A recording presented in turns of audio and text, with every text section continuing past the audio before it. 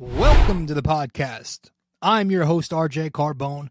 You are listening to BD4, where there's no better way to get your Yankees and Knicks analysis. We also do MMA. Yanks every series, Knicks every game, MMA on occasion. Let's get to it. Anthony for three. Bang! That one goes down, and the game is tied. I'd like to take this chance to apologize to absolutely nobody. The Yankees are champions of baseball. Shaking and baking right here on the neophyte. You guys trying to close the show. She was doing a great job of feeding that. It's over.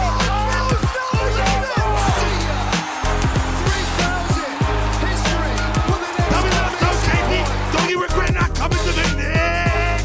Don't you regret not coming to the Knicks?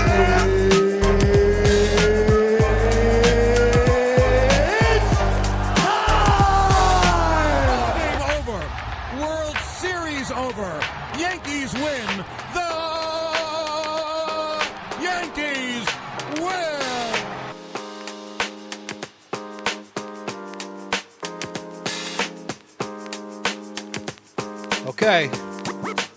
Okay, welcome, everybody. Welcome to the show. Welcome to episode 706 of BD4, where there's no better way to get your Yankees and Knicks analysis. We also do MMA, Yanks every series, Knicks every game, MMA on occasion. Obviously, we're talking New York Yankees in this one. And before we dive into this, and man, we will, just a heads up, this is an audio-only episode, so if you usually watch the video format of the podcast on YouTube and Spotify, this will only be in audio format on those platforms. So, just didn't have the time to turn on the camera, set up the lighting and everything. I have to go leave for work soon. It is Monday morning. As I'm recording this, it's Monday morning, 11-something p.m., and we are talking Yankees. They just came off a series where they played another mediocre baseball team in the St. Louis Cardinals, and they could not figure out a way to win. They dropped 2 out of 3 at home, and it continues to be the same storylines. But we have an additional storyline that, I think is the obvious elephant in the room. If you watch this podcast on the YouTube version, then you see the thumbnail, right? And you know what? Let me just start by prefacing, and it is the next day. So I am back down to earth now. I've since calmed down. Disregard everything on my Twitter, okay? But, I still share an opinion that is very strong on this matter. And that is, the Jason Dominguez topic, we'll talk about that, obviously. We will talk about the Nestor Cortes recent comments that once again have rubbed the Yankees fans, including myself, the wrong way a little bit. And just overall, we'll talk about the organization.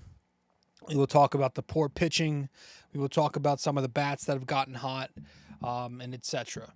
So let's dive into it. Let's just get right into the series. Game 1 was on Friday night. The Yankees actually took this game, and they won the first game of the series 6-3. This was Stroman versus Fedde, righty on righty. And the Yankee bats produced 6 runs on 6 hits, 4 extra base hits. They walked twice, struck out 13 times, 1 sac fly, no double plays hit into, and they were 1 for 5 with runners in scoring position on the night. Take a sip of my coffee. Against the starter Fedde, they scored 4 runs on him in 5 1/3 innings. Bottom of the second inning, the Yankees played a little small ball after a Stanton leadoff double. You had Jazz Chisholm move him to third base on a 4-3 ground out, and then Anthony Volpe getting his hands inside and taking the ball the other way on a cutter coming in, picked up the sac fly. Bottom 3, with St. Louis up 2-1 entering the half inning, you had the Juan Soto RBI double to tie the game at 2, and then Austin Wells takes the plate and he pulls a changeup a little up in the zone for a 2-run home run to make it 4-2 Yankees. The St. Louis Pen went 2 2/3 innings after that, and the Yankees scored 2 runs on them. Their next came in the bottom of the 8th when they were up 4-3 entering the inning. Austin Wells puts the game to bed with his second home run of the game off of a hanging slider from O'Brien. It's a 2-run shot to make it 6-3. So Wells goes 2 for 4, 2 homers, 4 RBIs. Soto goes 2 for 4, a double, an RBI. He makes a nice outfield assist. This was the game where Yankees fans were cheering re-sign Soto and the bleacher creatures out in right field.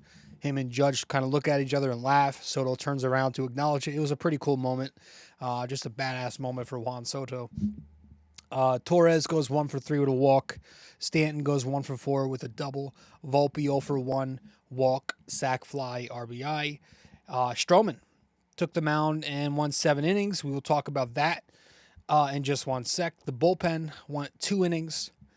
Cousins got the 8th inning, pitched 2/3 of an inning, gave up a run. It was the Arenado solo home run at the top of the 8th. He left a slider. It was actually a pretty low slider, but Arenado went out and got it. Made it 4-3 Yankees at the time. Canely got the 8th inning, pitched a third of the inning, no runs. And then the 9th inning went to Clay Holmes, 1 inning, no base runners, got the save. But yes, we'll start with Marcus Stroman and tip our cap to him because I thought he was very sharp in this game.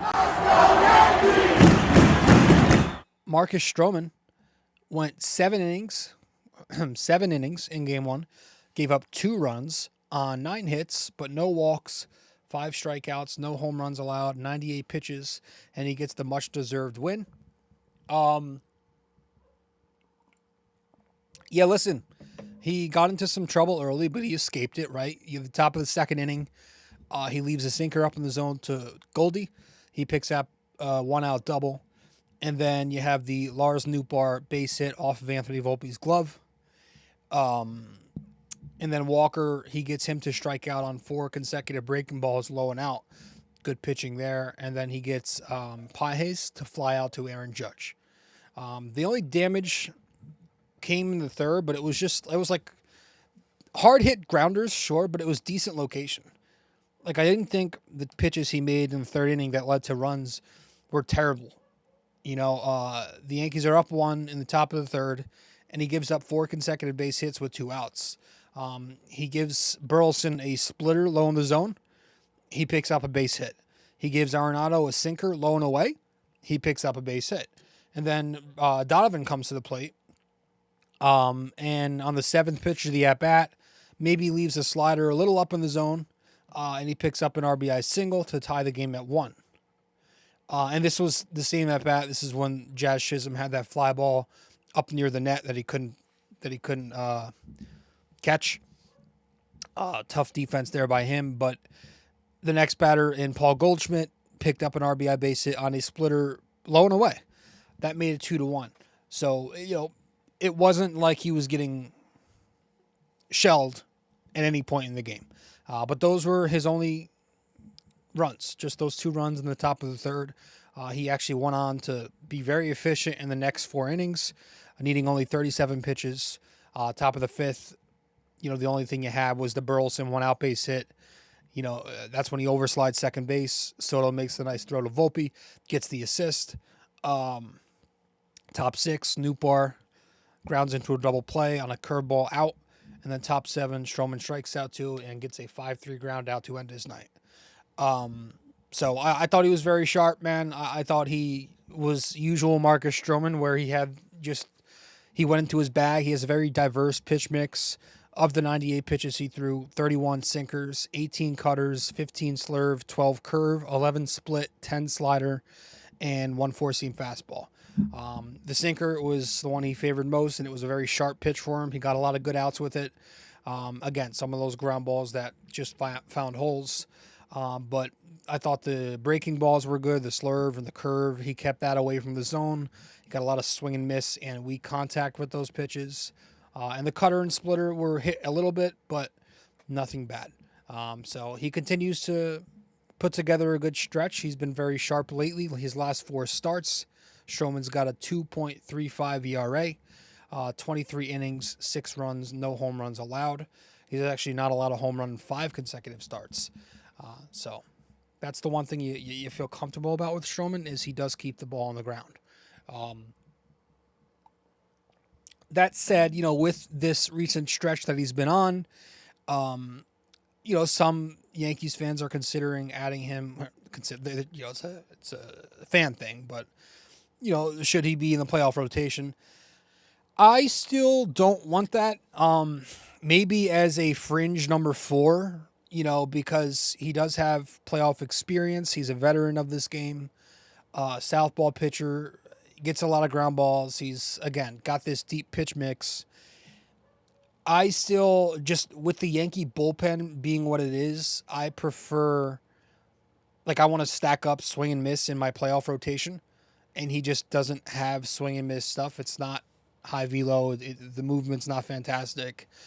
So I'm not sure that's going to happen because he's just signed a contract with the Yankees for, I think, was it a two-year deal with an option? We'll see. But regardless, Stroman continues to have a very solid season for the Yankees. I think everybody would have signed up for 10-6 with a 3.81 ERA in September. The whip's a little high at 1.39, but again, he's going to walk batters. He's going to give up some hits with his stuff not being as great. He has to kind of pitch differently. But again, the hits he gives up, a lot of singles, a lot of ground balls that find holes. So he's been good for the Yankees. And that's now 8 cap tips on the season for Marcus Stroman. Let's get to Game 2. Game 2, the Yankees lose 6-5. This is Saturday. You have Will Warren making his final start of the season. The righty Gibson opposing him. Yanks score 5 runs on 12 hits. They pick up 4 doubles. They walk once. Excuse me. They strike out 8 times. Don't ground into any double plays, and they go 4 for 12 with runners in scoring position. Against Gibson, they got 1 run on him across 7 innings. They had the bottom of the 2nd inning where they played a little small ball again. After a Wells leadoff double, Jazz Chisholm grounds out to move Wells to 3rd, and then Volpe picks up an RBI base hit to make it 1-0. Bottom 4, you got 1st and 2nd, 1 out, but they wasted that opportunity. Volpe hits into a 4-3 ground out, and then Grisham strikes out on a fastball up with runners on 2nd and 3rd. Bottom 5, Verdugo with a leadoff double. That was wasted. Cabrera strikes out. Torres pops up. And then Soto lines out. But they got to the St. Louis bullpen for 4 runs in 2 innings. 8th inning comes. The Yanks are down 6-1, but they make a 2-out rally. You have Judge, Wells, and Jazz pick up base hits off of Liberatore. And then Volpe with an RBI infield single to the pitcher's mound, and it's in between the mound and third base. And then Stanton comes to the plate as a pinch hitter, and this is when he mashes a 3-run double off the top of the center field wall, just misses a homer, misses a grand slam by inches. It's off a hanging slider from Kittredge, and the Yankees pull within 1, 6-5. Maybe Stanton breaking the pinch hitting cold spell. He's not a great pinch hitter. Comes in, pinch hits, and he does the damn job. He's been hot. And then Verdugo, the very next at-bat, ends the rally with a weak 1-pitch at-bat, ground out. And the Yanks have a chance, bottom 9, but freaking Helsley is filthy. You have the Soto 2-out double. Then Helsley walks Judge intentionally, but Cabrera screws up, gets a pitch clock violation that counts as a strikeout, because it was a full count when he got that. Took a little too long fixing his gloves. It's part of the game now. You're going to have to adjust to that, and he didn't. And then Austin Wells puts up a good at-bat, but he ends up just striking out on a very filthy inside slider. There was one pitch that he took, and he lined the shit out of it, but it went foul to the right, into the first base bleachers. But the Yankees can't get it done. But Soto 1 for 5, double. Judge 1 for 4, walk. Wells 2 for 5 with a double. Jazz 3 for 4. Volpe 2 for 4, 2 RBIs. Stanton 1 for 1 with a double, 3 RBIs. And Verdugo goes 1 for 4 with a double. He also had an outfield assist. Will Warren, 4 innings for him, 4 runs on 5 hits, 3 walks, 3 strikeouts, a home run allowed, 76 pitches, and the loss. Yeah, I am done with him, and thankfully he's done. But I think he lasted a little too long. I would rather Clark Schmidt rehab up here, but they didn't do that. Schmidt will be back next week, even if it's for 60 pitches. Because Warren is, I just don't see it with him. I just don't, his stuff doesn't fool anybody. He doesn't really have a strikeout pitch. Yes, the sweeper is okay, but he's a low velo pitcher with poor command. That's just a recipe for disaster. Top of the third, the Yanks are up 1-0, and he gives it right back. A leadoff walk to Scott. He was 0-2 on Scott. Then he throws 4 straight balls out of the zone. Burleson picks up a 1-out base hit on a 91-mile-an-hour sinker way out of the zone. Arenado picks up the RBI single on a 95-mile-an-hour sinker a little up in the zone. Ties the game at 1. That's when Donovan comes to the plate, and he hangs a changeup to him, and he mashes a 3-run home run to make it 4-1 St. Louis. After that, Goldie picks up a 2-out double off a hanging sweeper, and then he gets out of the inning with a 98-mile-an-hour line-out off the bat of Nootbaar because he hangs a sinker to him. But he's done. Thankfully, he's back in Scranton, so hopefully no more Will Warren. I just don't think the guy's that good. I'm not impressed with his stuff. The bullpen goes 5 innings in this game. Hill gets the 5th inning, 1 inning, no run. Leiter gets the 6th and 7th, so he finishes with 2 innings of 2-run ball on 2 hits, of course, because he gives up back-to-back 1-out doubles to Nootbaar and Herrera, which puts St. Louis up 5-1 at the time. And then he throws a wild pitch, and then that's when Wells can't handle it and makes a bad throw, and then Herrera scores to make it 6-1. So Leiter continues to be a nightmare. Mayza gets the 8th inning, clean inning for him. Weaver gets the 9th, no runs for him as well. And that's game 2. And then yesterday, game 3, Sunday, the Yankees lose 14-7. The lefty Cortez going up against the righty Miles Mikolas. This was ugly. It was disgusting. The Yankee bat scored 7 runs. The offense was fine this series. 7 runs, 11 hits, 4 extra base hits, 3 walks, 11 strikeouts, a sac fly, double play hit into, but they were 5 for 10 with runners in scoring position. They scored 3 runs in 4 innings on Mikolas. Bottom 2, the Yanks are down 1-0. Stanton hits the solo home run and tie it up. Jazz doubles on a fastball up and in. Jazz steals 3rd. He goes home on a wild throw from Mikolas to make it 2-1. That's him creating offense on the bases. Bottom 5, the Yanks down 7-2. They get 5 straight base runners to start the inning. You have Jazz with a leadoff single on the 8th pitch of the at-bat. Rizzo with a nice RBI double on a hanging curveball to make it 7-3 St. Louis. Volpe reaches on the E3 from Goldschmidt. Verdugo picks up an RBI base hit to make it 7-4. Then you get a mound visit from St. Louis, and then Torres comes to the plate and picks up an RBI base hit to left field. That's what knocks Mikolas out of the game. It brings in King with a 7-5 score. The Yankees can't mount anything else in the 5th, but the 6th inning comes, and they're able to get 2 more runs on the St. Louis bullpen. They go 5 innings. 6th inning, though, Stanton with the leadoff walk. Jazz hits into a 4-6 fielder's choice.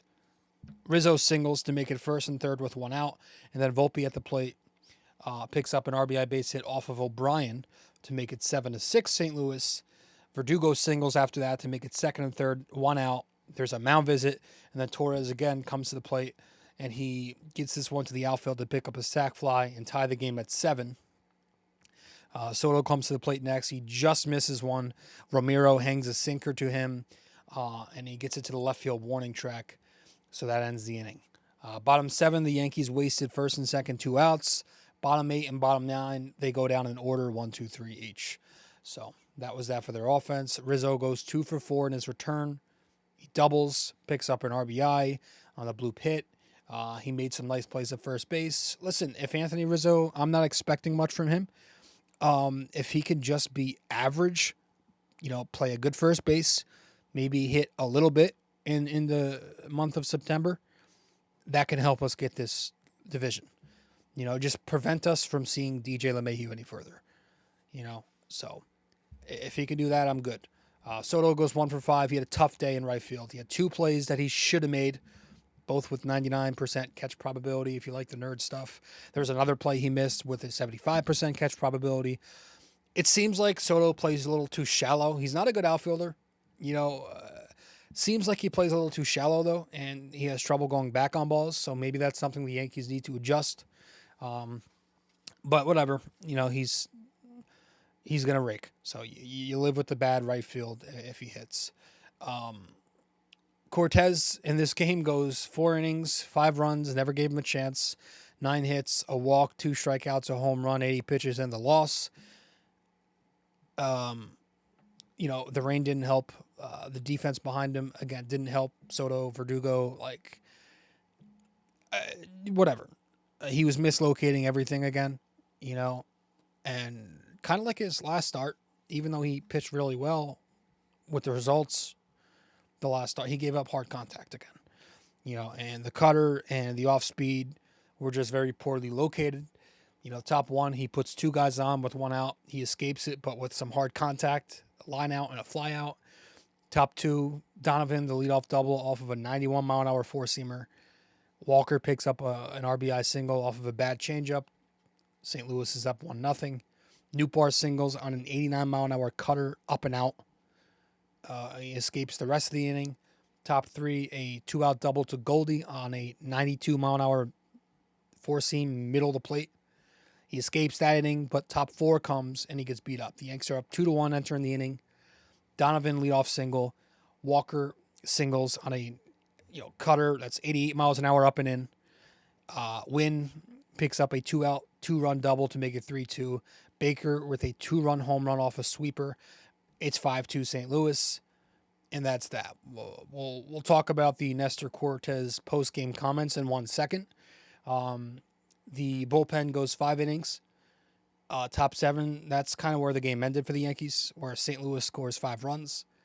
Efros pitches 2/3 of an inning, gives up 2 runs on 3 hits. The Walker home run. His stuff sucks. You wonder why he was in the minors for so long. His stuff is not great. I forgot that he's such a low velo pitcher. But even the slider looked bad. I don't know. Mayza pitched a clean inning. Cousins got 2 outs, gave up 2 runs though, a hit, a walk. He has struggled in his last couple of outings. And Canely, that 0 runs streak ended, completely snapped when he gave up 3 runs in just a third of an inning on 3 hits. Too much changeup. I don't know. He's got to figure out a way to mix in other pitches, change some eye levels. But if you just constantly throw changeups, even if you're a reverse splits guy and you like to go change up away from the right-hander or from the left-hander, what are you changing up from, right? If you're just throwing changeups, there's nothing that you're changing up from. So it's the same speed. They're just going to sit changeup and pull the shit out of it. Bickford pitches an inning and 2/3 after, gives up 2 hits. He makes the error on the bunt where he throws the ball down the right field line. I don't know why Mike Tonkin was DFA'd for this guy, but he was. So good job there by the Yankees. Marinaccio gives up 2 runs in an inning later, 3 hits, a home run. This is why they kept him in the minors, I guess. The guy just gives up bombs every time he comes up. I don't know. I try like Ron, but I get it. He's not been great.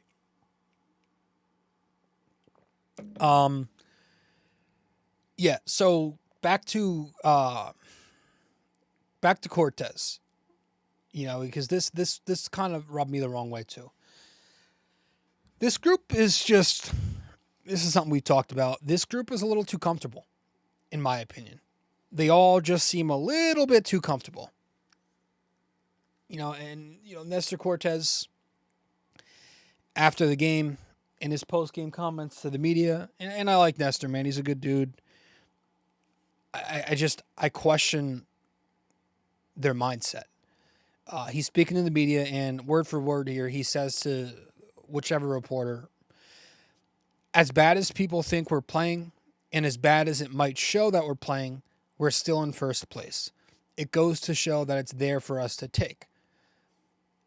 It just seems a little tone deaf to me. And it's rinse repeat from the comment that he made at the All-Star break about pretty much the same thing. We're always in it. I'm just happy to be here. I'm happy to be a playoff team. Very participation-y. And that's the identity of these guys because they follow their leader. The identity of their manager is the same way. It's like an infection. Boone infects these guys. You'll see Judge make these comments. Cortez consistently make these comments. Even Soto kind of made similar comments. Lord knows I'm not knocking Soto, but like these guys, you wonder why they make these, consistent fundamental mistakes night after night. You wonder why there's at least one game every series where they look like the Bad News Bears. It's because they don't see anything wrong with what they're doing. They think that it's just baseball. Let's just be positive and move on to the next. And I saw, I heard a really good term. I was listening to a podcast and they used the term toxic positivity. And I think that's so true. When the Yankees were in second place earlier in the year, it was, when they struggled, it was, oh, well, it's all right there for the taking. Right. So they constantly lower the goalposts instead of saying like we constantly need to get better. It's we're constantly in good shape. They just lower the goalposts. It's easy to say something right. It doesn't make it right. It doesn't make it the right mentality. They're supposed to be looking at these games as gold. These games are gold. You're in a tight division race. Every one of these games should matter. But instead, it's just another game in a long season. We got plenty left, 20-something games left. It's just another. We'll bounce back. And you just consistently get that comment from everyone, and it makes perfect sense when you look at this roster and everybody on it, basically, except for guys that you bring in from outside. They're all ringless. It's like, yeah, no shit. You think that mentality, is suddenly going to change when they're in second place? No, because they're just going to tell you it's right there in front of us. They could be in third place, right? They could be racing for that final wild card spot. But the mentality then will be, well, the wild card's right in front of us. So they're lowering the goalposts so you can't call out their garbage because people will just say, well, they ain't wrong. The Yankees, let's be honest, they have been nothing more than a mediocre average baseball team for most of the season. And I went onto StatMuse and I looked at their month-to-month standings. They went 4-0 in March. They won 15-12 in April. They had a 21-7 May, but then they went back to being average. 14-13 June, 11-13 July, a 14-12 August, and they're 0-1 in September so far, losing by a touchdown. Look at Baltimore's month-to-month. There's at least a couple of months where they had some consistency. Look at Cleveland, same thing. The Yankees just had one outlier month. They had a good stretch. They're 30-37 in their last 67 games. That's since the middle of June, that Royals series. They've not been consistent since then. They had that 1 5-game win streak. That was it. Towards the end of July, that was it. They're mediocre. They're losing these tight games. They don't mount any comebacks this year. That's one thing I noticed. They just don't have these rallies. That's one thing that's completely missing from this team. They're 3-42 when they trail by 3 runs at any point in the game. They don't mount comebacks. That's the third worst record behind Toronto and, here's one, the Chicago White Sox, the worst team in Major League history. They're only 37-31 at home, which is crazy that they can't win in the Bronx. That's supposed to be a staple of the New York Yankees. You look at this last month alone in August. They lose 2 to the Angels. They lose a game to the White Sox. That's a team you need to sweep the shit out of. They lose 2 to Detroit. They lose a game to Colorado, another team you should sweep. They lose 2 to the Nationals, and now they lose 2 to the Cardinals. Shouldn't these comments be a little more urgent? Like, we need to kick it into gear? Like, it's pathetic? Say that. What's wrong with saying it's pathetic? What's wrong with saying we've played really bad baseball and we really have to start turning it around? I've heard that comment a ton of times from athletes over the years who actually won championships. If you're not doing your job at work, you have to do something different, right? Start doing something different to get different results. Or else, if you don't do that, you're probably going to be replaced. You'll be fired. Not here. Not in the Bronx. It's all good. It's all right here in front of us. That participation mentality is why they haven't and won't win under Boone. Sorry. And you could tell me the AL is wide open. Everybody else is having this up and down year. Nobody's on pace to really be dominant. Well, that's that mentality. That's the Zoomer mentality. That's the generation that grew up with participation trophies. Going on my little old man rant here, but I feel like I do it once an episode because you get, again, at least one game a series where they make you look like that. When has that been okay for the Yankees? To be like, oh, well, everybody else is in the same boat as us. The idea of sport is to separate yourself from your competition. The Yankees have always been the standout team. It's the idea is not to be just like your competition. The idea here is to be the one team left out of 30 by the end of October. But it seems like here in 2024, the Yankees are a completely complacent baseball team, which is why Jason the Martian Dominguez remains in the minor leagues. He remains in Scranton, Pennsylvania, mashing baseballs in front of 18 fans. But hey, at least we get Duke Ellis, right? We get Tim LeCastro 2.0. I mean, they asked the guy himself what he thought about the call-up. I shit you not. He said himself he thought he was getting DFA'd when he got the phone call. So I ranted about it on social media yesterday morning, on Twitter, on Facebook. I got a comment on Facebook.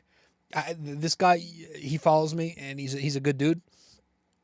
Some of his comments just confuse the shit out of me. He's like, well, they called up Duke Ellis because he's fast, which they need. Jason Dominguez can stay in Scranton. He's like got this weird,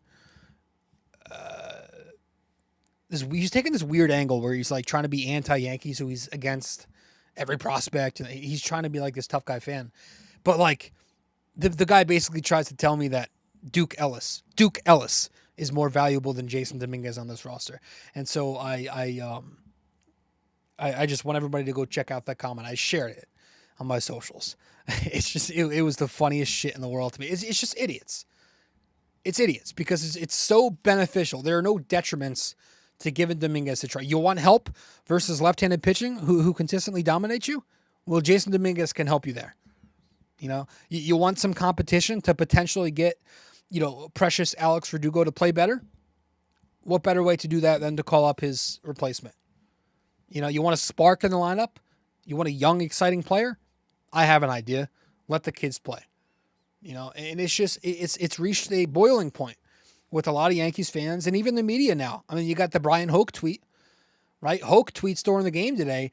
He says the Yankees talk a lot about having a championship caliber roster. Each day that goes by with Jason Dominguez in the minors, they don't have their best 28 players in the big leagues. On the money. Loved seeing that from Hoke. Heyman even makes a comment about it on Twitter. He says Yankees promote a pinch runner type rather than the Martian, who is untouchable in trade talks and a bona fide power threat. Hard to understand this one. You got Susie Waldman, who's always called out their bullshit. On the post game, she calls out Boone's word salad. She questioned the urgency that the Yankees play with, and it's just it's constant. You got every scout right now saying that he's big league ready. You had that scout that came out and said he's ready just a few days ago, that article that came out. I mean, you got everybody shooting it straight. Everybody's shooting the shit saying, let's get this guy up. But of course, the only one not shooting it straight, the Yankees themselves, the Yes crew. Apparently, the Yes booth yesterday was given the copy of the script because what Kay and O'Neill were vomiting was just so difficult to listen to. And I love O'Neill too. I think O'Neill's great 99% of the time. This was one of the 1% of the times where I had to mute the thing. him and Kay were trying to spew their Yankees propaganda that they got from upstairs. And Kay's talking about, well, this is why. And then O'Neill's, there's no guarantee Dominguez is going to. Verdugo's not hitting. Verdugo's not hitting. It's just, it just makes you question why this continues to happen. The Yankees just being loyal to stopgap players who they're not financially committed to. It doesn't make any sense. This time it's Verdugo, who's a rental outfielder with a 650 OPS all year. And his underlying numbers are not great too. So you can't really say it's been bad luck. They feel like they have to pay respect to veterans in this league for some reason, and they do it to a fault. I don't know if it's they want to keep Aaron Judge's friends around. Obviously, everybody knows the real reason is probably mostly because of this whole rookie eligibility bullshit, right? If Jason Dominguez gets more than, I think it's 95 at-bats, that might be the figure. If he gets more than 95 at-bats, then he's eligible to be a rookie next year, where if he wins the Rookie of the Year or if he places second in Rookie of the Year next year, the Yankees get a free draft pick. That's why they're not bringing up their prodigy. In the middle of a pennant race, in the one season that you have Juan Soto, the Yankees are doing this. They're choosing business over winning. And they asked Boone about it, why he's not here. Oh, we're just waiting until he's right and ready. Like, he tore up AAA last year. He tore up the big leagues last year. He tore up AAA this year when he returned. He got hurt, came back off that injury, the oblique, and he's tearing it up again in Scranton right now. He's coming back from elbow surgery, and he's coming off an oblique injury. He's never was going to be 100% ready this year. That's not how this works. There's never going to be a perfect time. The Yankees held on to this number one prospect for years on top of years. They had him in their system since he was 16. He's 22 now. And they held on to him. They considered him untouchable, and they refused to make any trade that involved his name. They didn't even pick up the phone. But oh no, you can't play for us though. We want you sitting in AAA. It's so disgusting. And yeah, he could very well be here, in a week or two, when he gets enough at bats that doesn't, risk him not being rookie eligible next year. I get that. But again, you are in the middle of a pennant race. You're only a half a game up on Baltimore. Not only should he be here right now, he should have been here weeks and weeks ago. That shouldn't have been a thing. The New York Yankees shouldn't be worrying about service time. Crazy. This guy could be dynamic in this lineup right now. It's already a good lineup, right? I know they lost 2 out of 3. Their big 2, Soto and Judge, have gone cold lately. The other guys have gotten hot, and the Yankees are producing runs. Judge has been ice cold the last 2 series. Soto, same thing. A little better lately, but there's depth in this lineup. You add Dominguez to that, it'd be crazy. Potentially. Austin Wells is hitting. Jazz Chisholm's been hitting. Volpe's been hitting a little bit. Stanton's hot. Between Wells, Jazz, Stanton, Soto, and Judge, that's 1, 2, 3, 4, 5 guys right there with an OPS of 780 or higher. So, there was that one point in the season where Yankees fans were worried about the depth of this lineup, and that was when Wells hadn't taken off yet. Stanton was on the DL. Jazz wasn't in here yet. They're all back and healthy and producing. Wells' numbers have been insane lately. This is a kid who is going to be a good hitter. He's going to be a doubles machine. He'll probably run into 25 home runs at one point. He knows the strike zone very well. He's got the perfect swing with just the right amount of launch angle. Stanton's been hot for a bit now. He's, the 800 OPS right now. He's on pace for, 30 homers, just under. The power's back. The hard line drive swings are back. He's picking up some important clutch hits, too. Only thing I ask with Stanton, please stop sitting him twice a week. This is a grown-ass man. His only job is to DH. His job is to sit on the bench and get off your ass 4 times a night and swing a bat. Stop sitting him twice a week. You're wasting valuable at-bats, as it is with Verdugo. you don't need to add to that with Grisham in the lineup. And Stanton ends up pinch hitting in the second game in the series anyway. It's like, well, are those 3 at-bats really going to detriment his health down the line? My gosh. Volpe's been hot. Better swings from him lately. I'm always going to stick with him because I see that he's capable. I can see the upside. And he's also just one hot streak away from an adequate offensive season. So, Jazz has been hitting ever since he came here. He's on a crazy pace right now with the Yankees. He's just a perfect... I love Jazz Chisholm. And I'm gonna tip my cap to Jazz Chisholm this series because I thought he was fantastic. Jazz Chisholm in this series, let's see if I can pull it up. 5 for 10, 500 average, an 1146 OPS, 1 double, 5 base hits, a walk, 1 strikeout only, 4 runs scored, 6 total bases, 2 stolen bases in 3 games. On the year, he's got a 788 OPS, but with the Yankees, he's got a 1042 OPS. He's batting .326 with the Yankees in 23 games, 14 RBIs, 9 homers, 4 doubles, 8 stolen bases, no caught stealing. He's been fantastic. It's his second cap tip with the Yankees. He's just a baseball player, man. All series long, he was getting productive outs, right? Just putting the bat on the ball, picking up ground balls that move runners over, picking up base hits. He's stealing bases to force errors. He's taking the extra base on that error. He scored from first on a double in yesterday's game. He's just, his base running is elite. His speed and defense alone is valuable. But now that he's reaching his upside at the plate, it's so fun to watch Jazz Chisholm. And real briefly, I'll tip my cap to Tim Mayza. The only Yankee reliever who really looked good this series, one of the few. 2 innings, no runs, no strikeouts, no walks, no hits, 20 pitches in 2 games. He pitched in Game 2 and in Game 3 on the 31st and the 1st. So, good for Tim Mayza. That's his first cap tip as a Yankee. Other than that, the pitching remains a mess. I thought the pitching was coming around a little bit, but it's I don't know, man. I still want to try to have some faith in this rotation come playoff time if they push the right buttons, but will they? I know that Nestor Cortez and Marcus Stroman, they've been pitching well lately, besides yesterday. I don't know that, there's no swing and miss with those two, And it's scary because I can definitely see the Yankees making a playoff rotation with them to win it with how they are. They feel like they owe it to Stroman because they signed him on a contract and he's a veteran of this league. They feel like they owe it to Cortez because he's been with the Yankees for a while now. That's the way they operate, unfortunately. They don't put the best product out there. They worry about other bullshit. Clark Schmidt, he gets back next week for the Chicago series. It's been since May.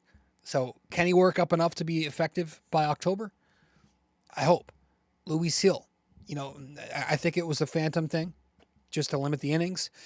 Hopefully he's good. Hopefully he's not worn out. But, in a postseason game, any one of those games, he could have his poor command where he walks 7 batters. The upside's there, but so is the low floor. Garrett Cole is still a little TBD with me. We'll see how he looks tonight, the rest of the way. Rodon has been up and down all year. You really don't know if he's going to pitch you a gem or just completely give you no chance to win the game. Give up 2 homers in the first inning. He could very well do that. Or he could very well strike out 10 in 6 innings. And then you go to your bullpen, which is just hot garbage.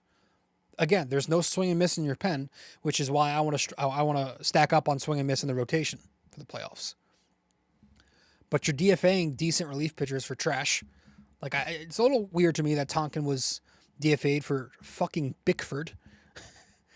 Tonkin's picked up immediately by the Twins. He was very well with the Yankees. He pitched very fine.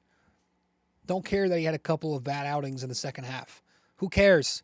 Everybody's had bad outings. And then you got these randoms on this. You got these complete randoms with 0 track record of success. Bickford, Mayza, Hill, Leiter, who's been a joke. Efros, his stuff does not look good. Canely, who's just Mr. Changeup. There's 2 guys in this pen that I trust. 2 guys that I trust. It's Cousins and Weaver. The only 2 relief pitchers that are capable of throwing a fastball by a hitter and they each have their own go-to strikeout pitch. Weaver's got that nasty changeup. Cousins has that slider. That's it. Those are the only two guys that I really trust. You know, I don't know. Like, this bullpen's bad. Jordan Walker entered this series with a 145 batting average. Yankee pitching is so bad that they raised that average to nearly 200. He picked up 6 hits in this series. 5 came on Sunday. It's a bad rotation. It's a bad bullpen. It's a horrendous bullpen, in my opinion. The rotation, you push the right buttons, maybe it's capable in a playoff series. But it's a lot has to go right. So maybe I'm overreacting. I'm just annoyed right now. Dominguez should be up here. They shouldn't be playing games. But that's what they do. They play games now. They play games. So that's it. The Texas series begins tonight in Arlington. You know, I'm not even going to try to say the Yankees should take this many out of this many because they just don't beat bad teams. So let's wrap this up. When we return from our break, we'll get to our trivia, and then that will be that here on episode 706 of BD4. Stay with us. We'll be back in a couple minutes. Hey there, thanks for listening in so far. If you enjoy this episode, please give us a 5-star rating and review on Apple Podcasts. And if you're on YouTube, don't forget to like, comment, and subscribe. Thanks so much.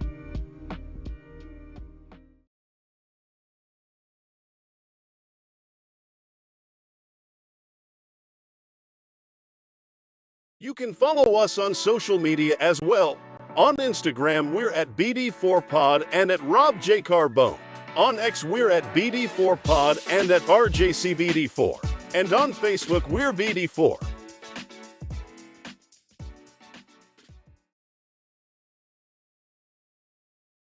If you're interested in our website, just go to www.bd4blog.com. You can subscribe to our blog on there right on the front page. Just like on the podcast, we cover Yankees, Knicks, and MMA. Also on our website are the links to the different platforms for the podcast. Thanks so much.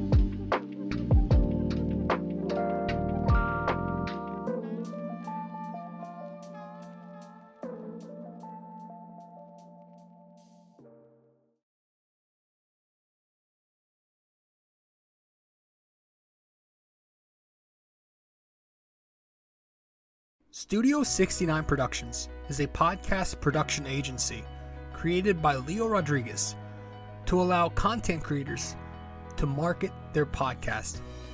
It's an online platform that will market your podcast or any other project that you're working on. Get in touch with Leo Rodriguez from Studio 69 Productions. You can find Studio 69 Productions on Instagram at Studio69NJ. Studio 69 Productions, where dreams are heard and born.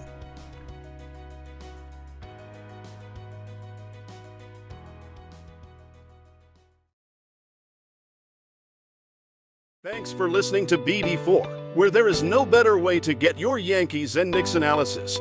We also do MMA, Yanks every series, Knicks every game, and MMA on occasion.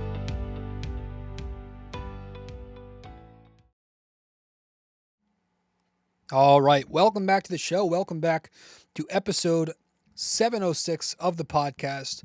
I appreciate you all tuning in to BD4. BD4, where there's no better way to get your Yankees and Knicks analysis. Yanks every series, Knicks every game, MMA on occasion. Appreciate you all tuning in. Let's wrap this one up with our trivia question, and then that will be that. See if I can get to it real quick. All right, so we don't have a sound effect tonight, but our trivia question is, which former slugger left the Cardinals in 2013 to sign with the Yankees in free agency? Which former slugger left the Cardinals in 2013 to sign with the Yankees in free agency? So let me know the answer wherever you can reach me. If you get the answer correct, I'll give you a shout out in the next episode. Folks, that's all we got here in episode 706. The Yanks snub the Martian, and they lose yet again. They snub the Martian. They lose again. 2 out of 3 to St. Louis. They really have to start taking shit seriously. You're in the middle of a fucking pennant race. Get your shit together. Stop worrying about bullshit and put the best product out on the field. It should not be that difficult, folks. I'll see you all in the next show. Thanks. This episode was brought to you by Anchor.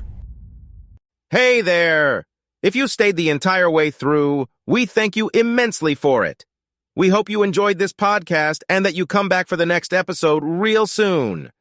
Don't forget to like, subscribe, comment, download these episodes, and share them with your friends as well. BD4 is a 5-star podcast simply because of you. And we'd like to keep it that way. Have a wonderful day. Go Yankees and go Knicks.